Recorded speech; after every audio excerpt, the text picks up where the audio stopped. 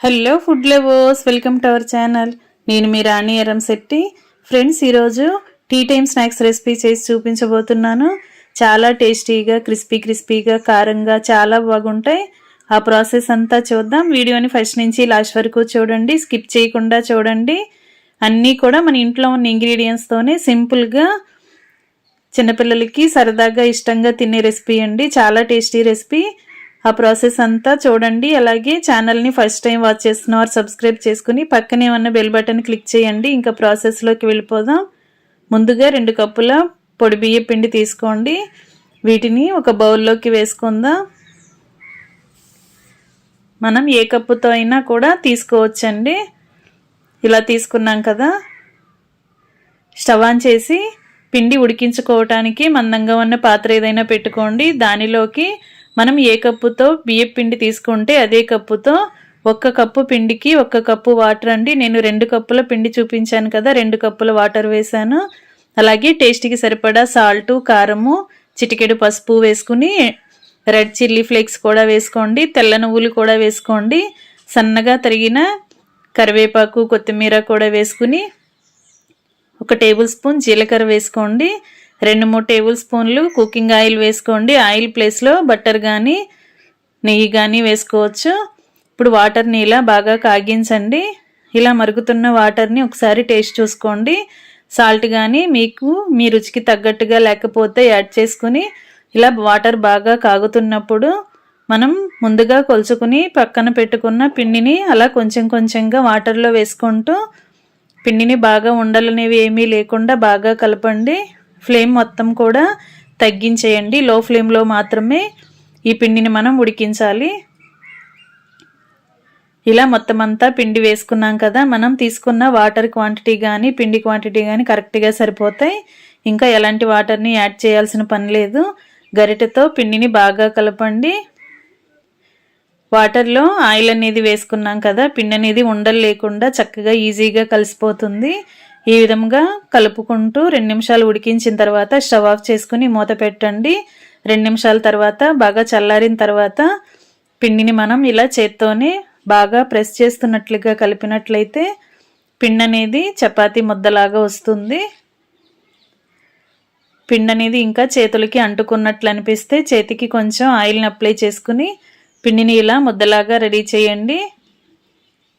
ఇప్పుడు ఒక బౌల్లోకి 2 టేబుల్ స్పూన్లు ఆయిల్ వేసుకుని పక్కన పెట్టుకుని వేళ్ళని ఆయిల్తో తడుపుకుంటూ పిండిని కొంచెం కొంచెంగా తీసుకుని ఇలా మెత్తగా ప్రెస్ చేస్తున్నట్లయితే ఎక్కడైనా ఇంకా ఉండలనేవి ఏమైనా ఉంటే అవన్నీ కూడా ఈజీగా కలిసిపోతాయి.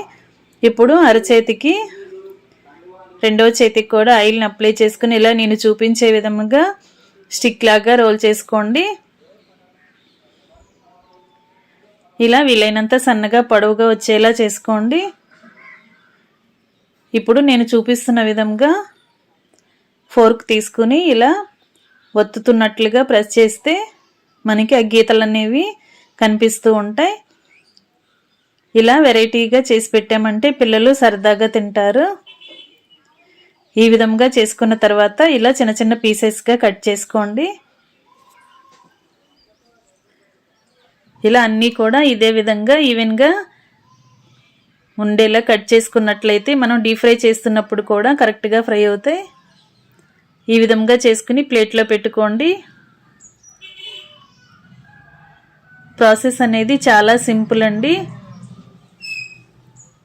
ఇలా ఫోర్క్తో ప్రెస్ చేసుకుని ఇలా మధ్యలోకి కట్ చేసుకోవటమే. మనకి కావలసిన సైజులో ఇలా కట్ చేసుకుని మనం కలిపి పెట్టుకున్నంతా కూడా ఇదే విధంగా కట్ చేసుకుని ప్లేట్లో పెట్టుకుని రెడీగా పెట్టుకోండి.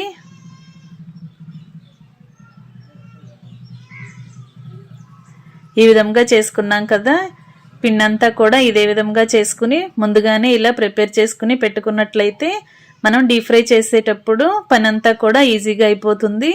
ఇలా మొత్తం చేసుకోవడం కంప్లీట్ అయిన తర్వాత స్టవ్ ఆన్ చేసుకుని కళాయి పెట్టుకుని డీప్ ఫ్రైకి సరిపడా ఆయిల్ పోసుకోండి. ఆయిల్ కూడా ఎక్కువగా పీల్చుకోదండి, రైస్ ఫ్లోర్తో చేసాం కదా, చాలా ఈజీగా ఇవి డీప్ ఫ్రై అయిపోతాయి. ఇలా ఆయిల్కి పట్టినన్ని కళాయిలో వేసుకుని బాగా ఫ్రై చేయండి. ఇలా గరిటెతో కలుపుకుంటూ డీప్ ఫ్రై చేసినట్లయితే ప్రతి ఒక్కటి కూడా ఈవెన్గా ఫ్రై అవుతుంది. ఈ విధంగా క్రిస్పీగా వచ్చిన తర్వాత ఆయిల్ నుండి తీసేసుకోండి. మీడియం ఫ్లేమ్లో మనం డీప్ ఫ్రై చేసుకున్నట్లయితే లోపల వరకు కూడా బాగా ఫ్రై అవుతాయి. మెత్తదనం అనేది లేకుండా చాలా క్రిస్పీగా టేస్టీగా ఫ్రై అవుతాయి. ఈ విధంగా డీప్ ఫ్రై చేసుకున్న తర్వాత అన్నీ కూడా గరిటెలోకి తీసేసుకోండి.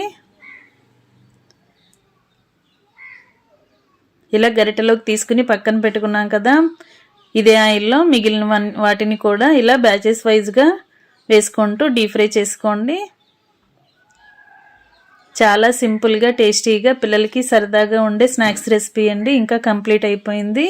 అన్నీ కూడా ఇలా డీప్ ఫ్రై చేయటం కంప్లీట్ అయిన తర్వాత స్టవ్ ఆఫ్ చేసుకుని సర్వింగ్ ప్లేట్లోకి తీసుకోండి. ఈ విధంగా మనం 2 కప్పుల బియ్యం పిండితో అప్పటికప్పుడు స్నాక్స్ అనేవి చేసి పెట్టినట్లయితే పిల్లలు స్కూల్ నుంచి వచ్చేసరికి చక్కగా చేసామంటే వారికి బాగా నచ్చుతాయి. చిన్నపిల్లలే కాకుండా పెద్దవారు కూడా టీ టైంలో చేసుకునే స్నాక్స్ రెసిపీ అండి. చాలా టేస్టీగా ఉంటాయి. తెల్ల నువ్వులు వేసాం కదా, కమ్మదనం అనేది బాగా తెలుస్తుంది. మరొక రెసిపీతో మళ్ళీ కలుద్దాం. Thanks for watching. నేను మీ రాణి ఎర్రంశెట్టి.